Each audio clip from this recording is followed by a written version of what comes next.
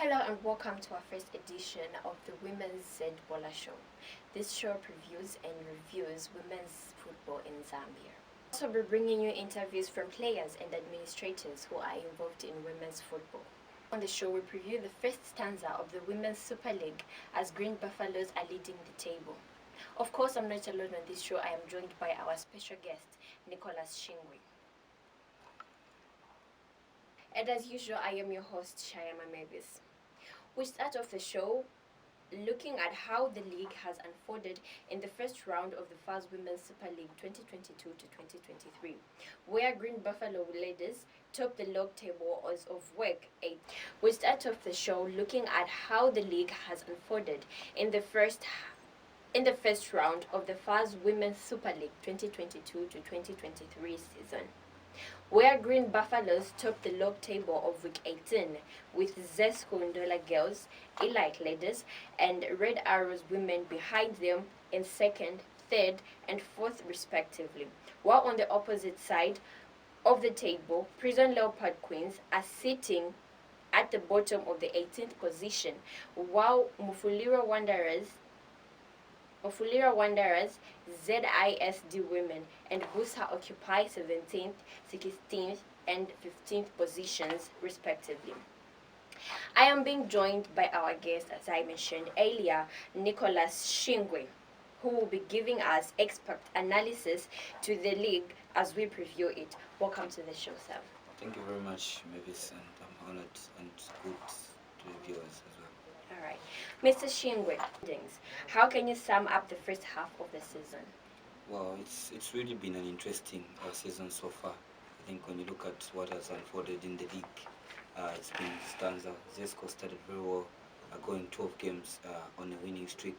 Then they drew the 13th game, but they went on to lose, to not picking up maximum point in the in the next 5 games, where they drew 2 and lost 3 against against Green Buffaloes, Elite Ladies, as well as Police Stars, which was the first team to defeat Zesco after their 14 games unbeaten run. So when you look at that, I think it's been overall a very interesting league, and I think overall the league is growing as we have come to understand, because we've seen teams now also competing. Looking at Zanaco Ladies, for example, I think they are a new team on the block. They're making their debut in the Super League at the highest level of football in Zambia, women football. But they have done so well, sitting comfortably in the top 6 of the table. So that makes the league so interesting. You look at ZIST, I think I was expecting a lot from them this season, but they haven't really fared well, because I think this is their 3rd season. They've survived relegation for some time, but this time around, I think they haven't fared very well. I'm also looking at Prison Leopard as well. I think overall, they haven't really done well when you look at how they've performed as well. We expect a lot better from them, looking at, I think, the sponsorship side. I've also been impressed by Queen's Academy from Kawe. The way they've performed as well. I think they've picked up some couple of wins here and there. So it's been a roller coaster overall. But as usual, Green Buffaloes have come and stamped authority on this log. They were behind Zesco starting of the league. Zesco went 12 games winning streak, and they thought Zesco were uncatchable. But they maintained the patience until Zesco fumbled, and they took advantage of that. They are now top of the log with a game in hand. They've played more games, less games against Zesco, and compare them to Zesco United Ladies. So when you look at that, I think it's been a roller coaster, and I'm looking forward to the next round as it unfolds, starting week 19. Okay, so Mr. Shingwe, do you expect Green Buffalo's dominance to be put to half, possibly another team winning the league? Well, according to the way the log looks like, I don't see that really happening, because I think, like I said in my earlier remarks, Green Buffaloes were patiently waiting for Zesco to fumble, and when Zesco fumbled, they took advantage. That's how they start their season. They will definitely be waiting for any team which is up there to fumble, and that's how they have taken advantage of Zesco. But I think now they have taken authority of the league, unless I feel Elite Ladies also, they are patiently waiting for these teams to fumble. I feel maybe they have a better chance. But Zesco, I can't rule them out. They managed to win their last game against Played Forward convincingly 6-1. It could have been 6-0, but they conceded in the last minute. That's the way you respond to a 5 games not picking up maximum point.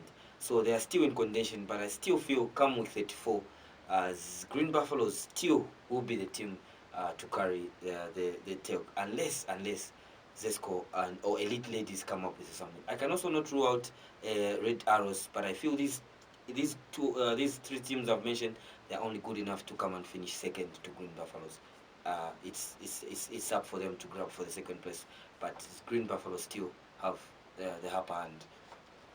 Okay, I'm looking at what you really have faith and hope in the teams that you have mentioned. So among the teams that you have mentioned, except Green Buffaloes, which team are you seeing has the potential or is able to win this time around?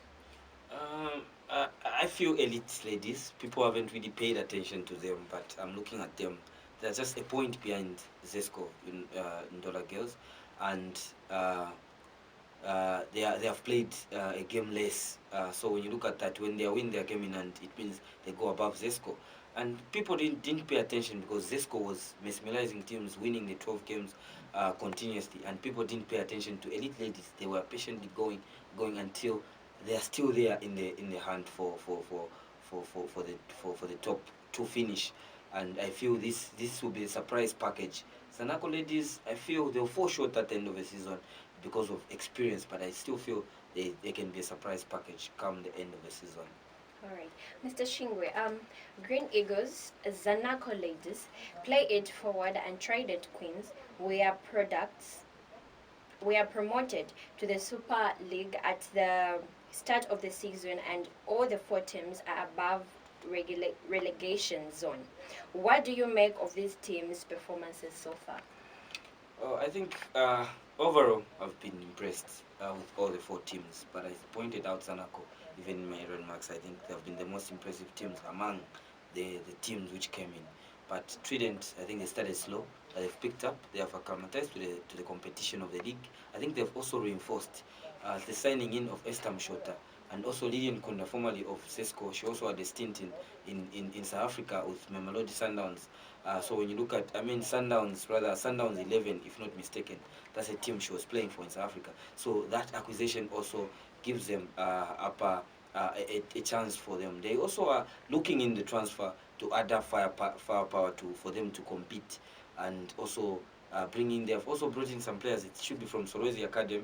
I saw some unveiling there. So they are reinforcing to make sure that they stay up there.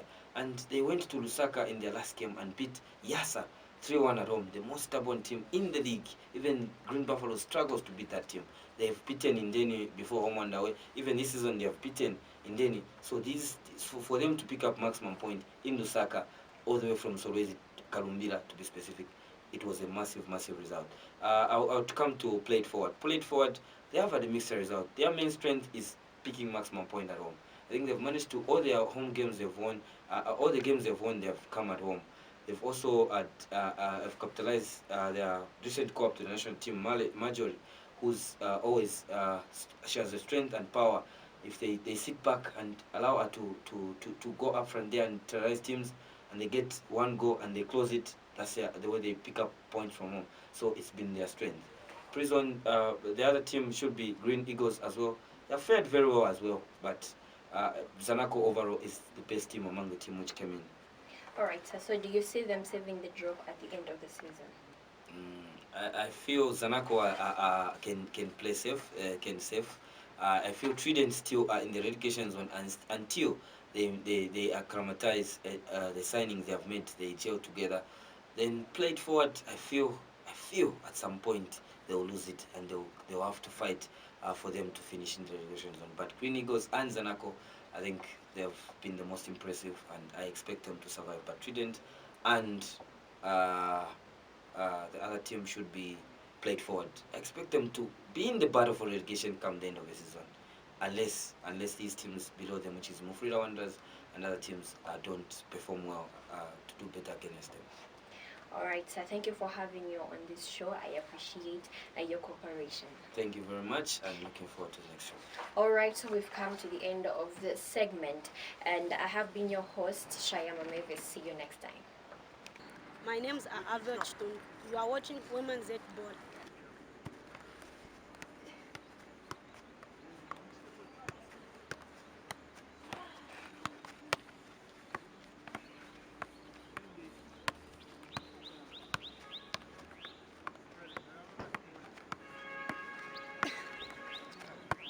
My name's Melody Kipimpi. I are watching Women's at Bola.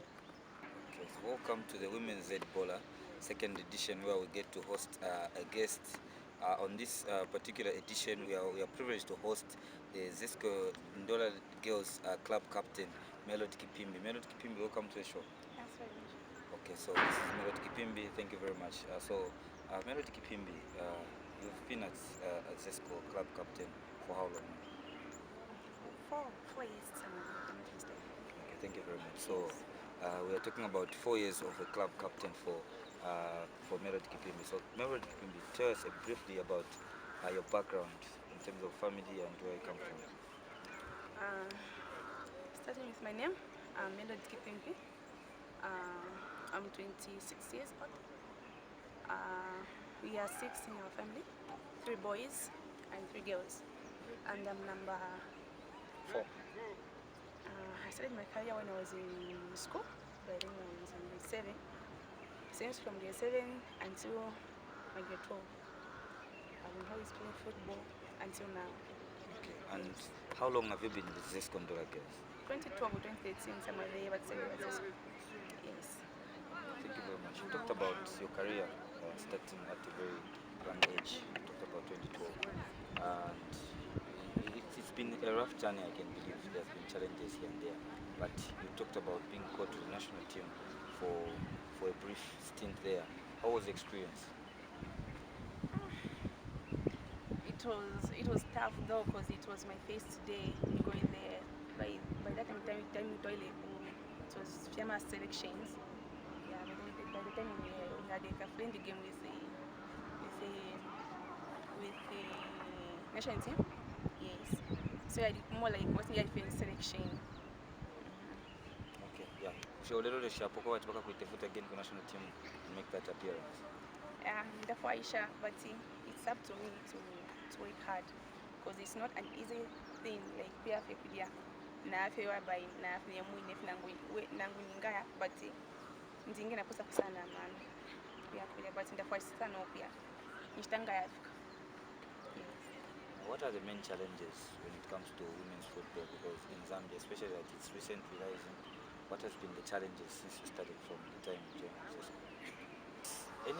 Anything which basically you've seen responsibility. But before then, how was it? How has it been?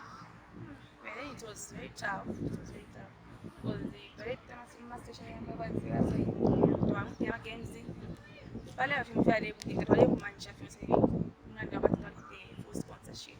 But as in now, we're very happy, we're enjoying everything, because we're to pay respect to the fire. We're not even like anything. Yes. And going forward with what you've talked about coming to the national team, and you've come to the Zesco Ndola Girls, how are you looking to achieve? Looking at the way you've started in the season, you had a 13-game unbeaten run in the league, then you slumped form, but again you've picked up some good results here and there. How are you looking to maintain that and hopefully represent Zambia at the Kosafa region? You just have to work hard. Think that I won't be sharp. Every time you come sharp my face. Though Bola you are sana. It's not like every time Kala win a family games continuous. And then Kula never knows that you have like more like in a babu sana shine. But otherwise Bola fair around. Okay, Melody, you look into the camera there and give us a message for a young girl who wants to play football back there at home. It could be Masala, Luvuto, Chifubu, Chipulukusu, anywhere. Just what's the message you can offer? They talk to encourage you and say about the Bola, and they start give up, because and then we need to share but it's not extend. But it's not kuna kuzest kuna mshani. naye tofauti ni Bola finga pia ku school fee na ine fuma games ambayo data yote ya mkombo ni fee but until unafika na pano so never give up, just have to work hard. So thank you very much. That was Melody Kipimbi, the Zesco Ndola Girls Club captain, who joined us for the interview. Stay tuned for on Women's Z Bola for the next edition, where we'll also preview more guests in terms of women's football. As you've seen, women's football is on the rise in Zambian football. And remember, Zambia, the Copper Queens, will be participating at the World Cup come later on this year in Australia and New Zealand. So thank you very much, and everyone who's tuned in. Don't forget to subscribe to the YouTube channel Bola ya Kumosu and stay glued. You are watching Women's Z Bola. Exciting segment dubbed Road to Auckland. Here we will be focusing on the Copper Queens preparation to the Women's World Cup in Australia and New Zealand. Remember, Zambia will be making its maiden appearance at the global showpiece and are grouped against former World Cup champions Spain, Japan, and Costa Rica in Group C. And of course, I am not alone on this show. I am joined by Milaki Sinkala, football administrator, who will be sharing his thoughts with in-depth analysis as we talk about Copper Queens' road to Auckland. Welcome to the show, Mr. Sinkala. Thank you very much, Mavis. Pleasure to join you on this very interesting segment. Mr. Sinkala, what's your overview analysis on Zambia's qualification to the World Cup? Well, this is unprecedented, I think first, I think to be important is to mention that I think this can be defined as, the women's football going leaps and bounds, looking at where we're coming from, because it would have been unheard of, or probably unthinkable, to see women's football reach the levels that it has reached. And so for the girls to go against countries like South Africa and Senegal at the previous Africa Cup of Nations, which was being used as a qualifier, I think that was a very, very commendable job, I think, for all the parties involved, starting from the association and through to the coaches and all the way down to the players themselves. Massive, massive, massive achievement. How do you rate the Copper Queens' chances at the World Cup, having in mind that we're playing former World Cup champions Japan, Spain, and Costa Rica, who are ranked higher than us on the FIFA rankings? You know what?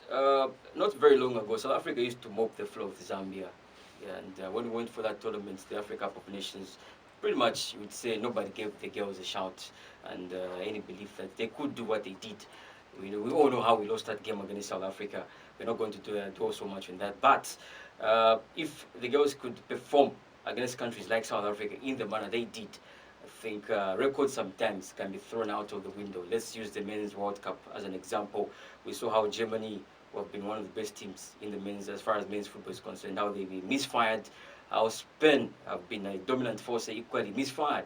So basically, I think the prospects of playing against Spain, Japan, and anyone else in that group pretty much might just go down to preparation for the girls, because the kind of preparation you put in pretty much will sum up what you're going to do in a particular tournament. So anything is possible. All right, sir. So what impact has Zambia's qualification done to our women's league overall? Well, I think if we go back 5-10 years, I think it would be unheard of to see parents encouraging their girl child to go and play football. But now, anywhere you go, there's a very big market for ladies football, you see, because everybody's seeing that you can become rich, you can benefit, you can basically better your life. So I think the trajectory for the ladies' performances, I think from maybe the last 7 years or so, has really played a very critical role in the improvement and maybe the respect that the women's game is getting from the public. Look at the National League. We now have a National League for the women. And if you look at the teams that are competing, there's a very competitive league. Zesco doing very well at one point.